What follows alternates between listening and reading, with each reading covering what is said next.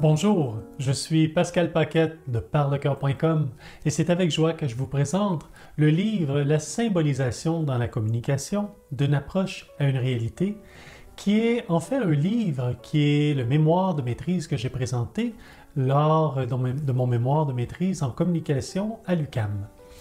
Ce livre, en fait, n'est pas du tout un livre qui coule de façon fluide puisqu'il s'agit d'un mémoire de maîtrise, donc c'est-à-dire un livre avec la méthodologie, etc., qui est le résultat, c'est beaucoup une analyse, est quand même inspiré de l'approche de Jacques Salomé, qui lui a un rêve, c'est un psychosociologue français qui a un rêve, et son rêve, c'est que la communication soit enseignée à l'école, la communication humaine soit enseignée à l'école comme une matière, comme le français, comme l'anglais, les mathématiques, peu importe, et surtout, bien sûr, au primaire. Je crois que c'est vraiment là que ça se passe.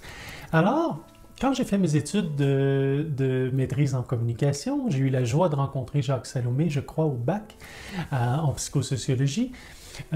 Jacques est venu nous offrir, comme ça, grâce à une professeure qu'il connaissait, alors il est venu nous offrir 3-4 heures avec lui et c'était un moment extraordinaire, magique pour moi parce que j'ai tellement compris ce dont il parlait. J'ai trouvé que c'était vraiment quelque chose, une lacune dans notre système. On ne nous apprend pas à communiquer, on ne nous apprend pas des règles d'hygiène d'une communication claire et saine entre humains et ceci donne lieu à une série de malentendus, d'interprétations, de blessures, de conflits, c'est incroyable. Alors, si seulement on pouvait se parler avec des mots pour mieux se comprendre, pour mieux s'entendre et pour mieux communiquer. Alors, Jacques Salomé m'a beaucoup inspiré. J'ai suivi toutes ses formations, j'ai fait tous les séminaires, les ateliers qu'il offrait ici au Québec. Et c'est pour ça que je me permets de l'appeler Jacques. À un certain moment donné, on était très proches, très amis. On se voyait régulièrement à chaque passage qu'il faisait au Québec et on était en communication. Donc, c'est la raison pour laquelle j'ai décidé de faire ce travail scolaire à partir de tout ce qu'il propose. Parce que dans une école de la commission scolaire d'Émile-Île à Laval, l'école Le Baluchon, les professeurs ainsi que la directrice et tous les enfants étaient formés à la méthode ESPER, qui est la méthode de communication telle que proposée par Jacques Salomé. Et cette méthode-là, elle est enseignée vraiment comme une matière et donc tous les enfants apprennent à communiquer entre eux avec ces outils. Ce sont des outils symboliques de communication très simples, très accessibles à tous puisque les enfants y ont accès. Et ce qui est le plus fascinant, c'est que dans cette école, le taux de violence est de 0. Aucune violence entre les enfants, même si les enfants, vous savez, c'est très dynamique, très vivant.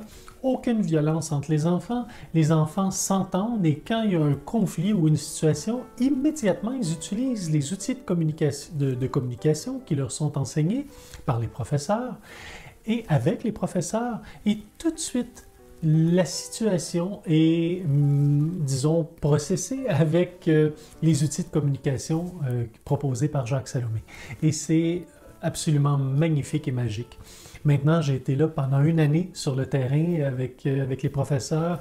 Au début, c'était supposé être un terrain où j'étais observateur. Finalement, très rapidement, je suis devenu aussi un intervenant avec les professeurs. Donc, c'est un terrain vraiment participatif que j'ai fait. Et c'était fascinant. Sauf qu'on s'est dit... qu'est-ce qui arrive avec les enfants une fois qu'ils ont terminé à cette école-là et qui arrivent, par exemple, au secondaire, parce que c'est une école primaire? Qu'est-ce qui reste de tous ces outils et comment ça s'intègre dans leur vie? Et en plus, selon les genres, pour le garçon ou pour la fille. Alors, l'étude que j'ai faite est vraiment allée jusqu'à demander pour rencontrer des anciens élèves de l'école de Baluchon qui étaient rendus au secondaire et de leur demander comment ça se passe maintenant que tu es au secondaire et que tu as utilisé ces outils-là pendant des années. Et ce qui est fascinant, c'est que tous, sinon presque tous, sont des facilitateurs naturels. On réfère naturellement à eux pour gérer des conflits ou pour aller se confier ou pour demander qu'est-ce que tu penses que je devrais faire. Sans exception, ils deviennent tous des facilitateurs comme ça, naturels, qui émergent de façon spontanée à travers les leurs, à travers les classes dans lesquelles ils sont. Et ce qui m'a le plus étonné, c'est que chez les garçons, c'est encore plus présent, plus fort que chez les filles, l'utilisation de ces outils-là. Et donc, c'était fascinant de constater ça. Et bien qu'il nous disait que, bien sûr, ils n'utilisent pas les outils comme ils le faisaient à l'école, parce que les autres, eux, ne sont pas formés. Mais à l'intérieur d'eux, les outils sont tellement intégrés que c'est naturel la façon de communiquer. Alors, c'est un livre qui est une analyse, évidemment, méthodologique, avec tout ce que peut comprendre un travail universitaire. Et si vous voulez découvrir plus les œuvres de Jacques Salomé, ce que je vous invite réellement à faire, en fait, plutôt que de vous procurer ce livre-là, c'est vraiment d'aller voir toute l'œuvre de Jacques Salomé à travers les livres, les contes à guérir, contes à grandir qu'il a écrit. C'est aussi un poète absolument extraordinaire. Et il nous offre tellement de lectures et d'outils de communication absolument extraordinaires.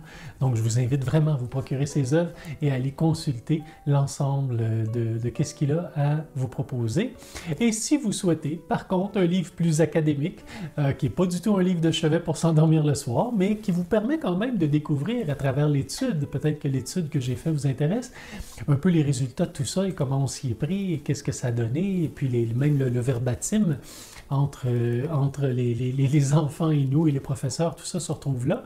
Donc, si ça vous intéresse, vous pouvez aussi vous procurer le livre qui est Mon mémoire traduit sous forme de livre. Voilà. Alors, bonne lecture.